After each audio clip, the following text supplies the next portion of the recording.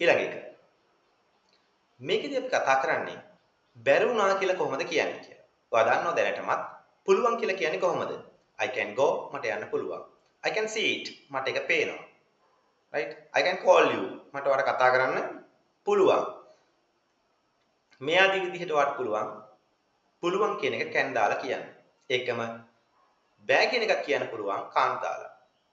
I can't go මට යන්න බෑ. I can't see මට පේන්නේ නෑ. I can't read මට කියවන්න I can't read මට කියවන්න බෑ. මේ ආදී විදිහට ඔයාලට බෑ කියන එක කියන්න පුළුවන්. හැබැයි මේකෙදි මේ වීඩියෝ ක්ලිප් එකේදී අපි කතා කරන්නේ කොහොමද බැරි වුණා කියලා කියන්නේ. I couldn't go there. මට යන්න බැරි වුණා. I couldn't read. මට කියවන්න බැරි වුණා. I couldn't get it. මට ඒක තේරුම් ගන්න බැරි වුණා. I couldn't talk to her. මට කතා කරන්න බැරි වුණා.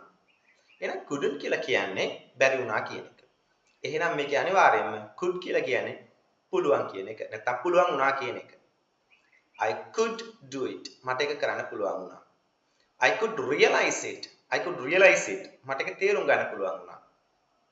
I could study last night. මට ඊයේ පාඩම් කරන්න පුළුවන් වුණා. I could talk to her. මට එයාට කතා කරන්න පුළුවන් වුණා. එහෙනම් පුළුවන් වුණා කියන could එකත් බැරි වුණා කියන couldn't එකත් අපි පාවිච්චි කරනවා can එකයි can't එකයි පාවිච්චි කරන විදිහටම could එකට හෝ couldn't එකට පස්සේ වර්තමාන කාල ක්‍රියාපදයේ